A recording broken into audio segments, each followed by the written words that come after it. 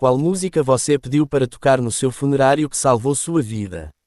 E aí, meus queridos inscritos e não inscritos, como é que vocês vão? Estão bem? Estão firmes? Se estiverem, sério, fico muito feliz mesmo, de coração. Porque hoje, meus amigos, hoje nós temos uma história daquelas. Daquelas que fazem um homem chorar sem vergonha. Uma história tão absurda, tão bem escrita pela própria vida, que deveria facilmente virar filme ou série. Sem exagero nenhum. É forte, é humana, é emocionante do começo ao fim. E já aproveitando esse momento rápido aqui, se você está assistindo e ainda não é inscrito no canal, se inscreve aí, de verdade. Isso ajuda demais, vocês não fazem ideia. Não custa nada, é de graça, e ainda garante que você receba em primeira mão todos os vídeos que eu for postar por aqui. Eu fico de olho, em olhos e desde já, muito obrigado a todo mundo que apoia. Agora sim, vamos para a história.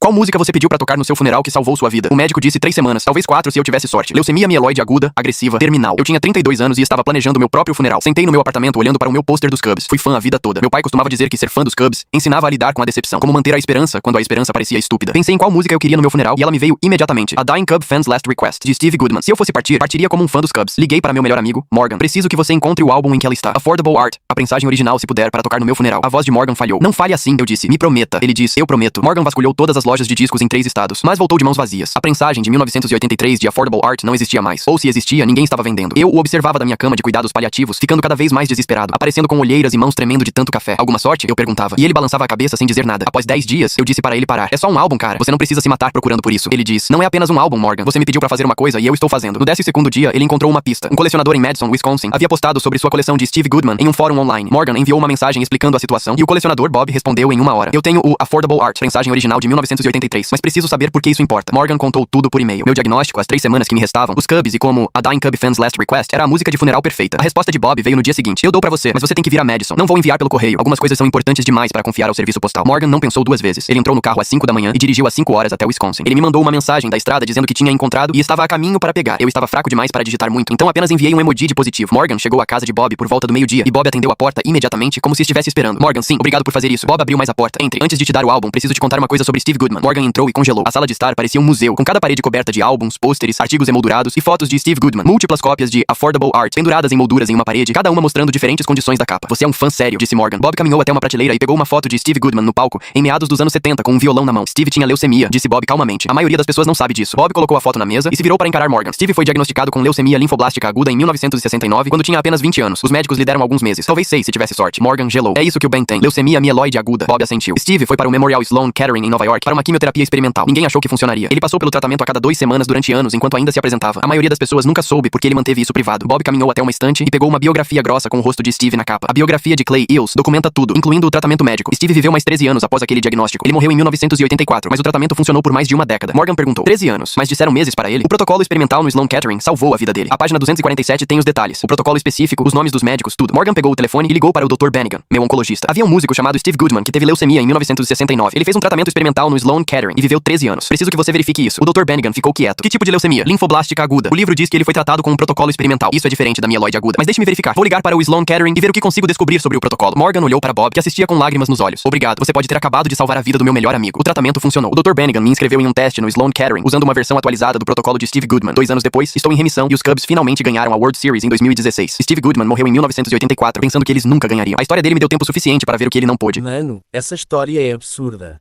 Mas absurda naquele nível que vai entrando debaixo da pele sem você perceber. Não é só sobre doença ou música. É sobre como a vida se organiza do jeito mais estranho possível quando tudo está desmoronando. O cara recebe o diagnóstico e pronto, acabou.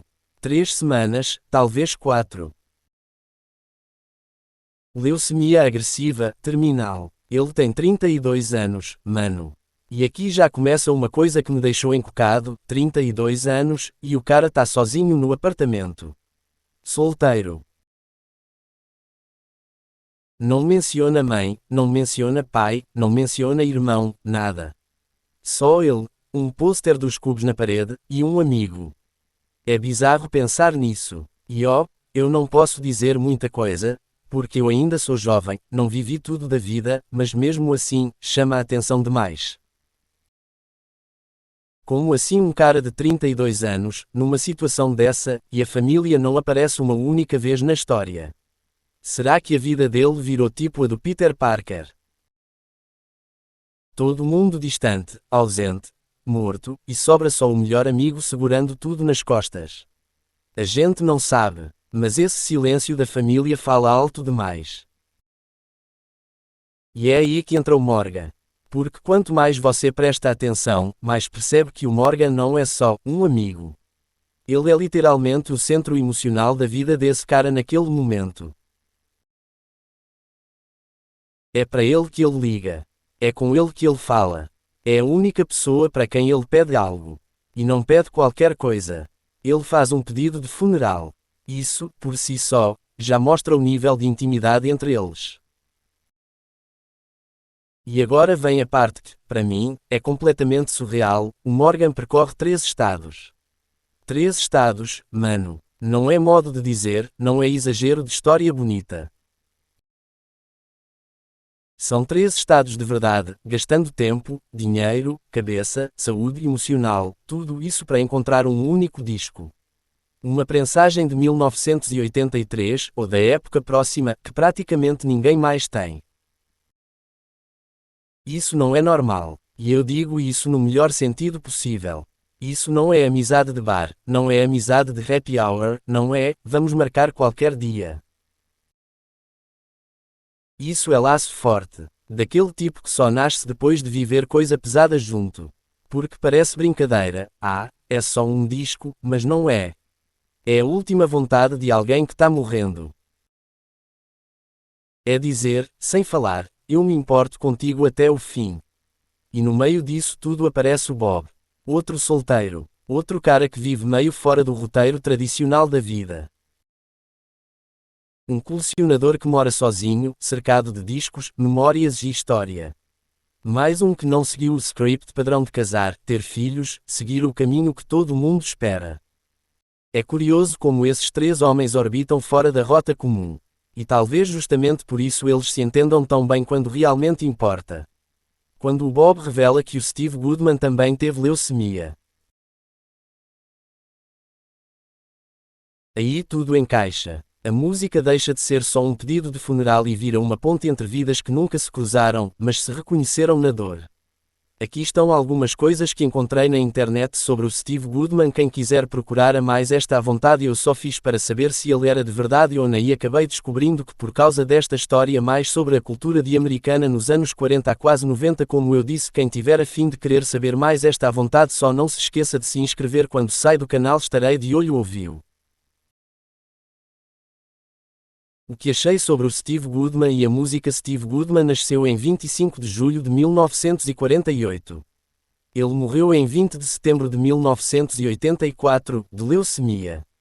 A música, A Dying Cupfan's Last Request, foi escrita em 1981 e lançada como single naquele ano. Ela foi incluída no álbum Affordable ART, álbum desse mesmo artista, que teve edição lançada em 1984. O time Chicago Cubs de fato ganhou a World Series em 2016, encerrando um jejum histórico que durava décadas, 108 anos desde o último título. O Steve Goodman é uma pessoa real, não é personagem fictício. Sua luta contra a leucemia, sua música e sua história são reais. E aí, com esses dados concretos, a história ganha ainda mais peso, porque não é ficção, não é lenda, não é o que poderia ser. É real. Quando você pensa que estava tudo perdido, e que talvez tudo se resumisse a sofrimento, desespero e tristeza, aparece a arte, a memória, a música, escrita por um cara real que também sofria, e aparece um amigo disposto a atravessar meio país por um disco. Se o Morgan não fosse real, se o Bob não fosse real, se o Steve Goodman não fosse real, talvez essa história perdesse toda a força. Mas eles foram. Eles existiram. E a vitória do Cubs em 2016, mais do que um troféu, virou um símbolo de que às vezes a esperança vale mais do que a lógica. Se você chegou até aqui, obrigado. Sei que é cansativo ouvir isso, mas se você não se inscreveu, poderia se inscrever, que isso me ajuda muito para que eu possa fazer vídeos melhores para vocês e todo mundo que assista ou vá assistir aos meus. Muito obrigado.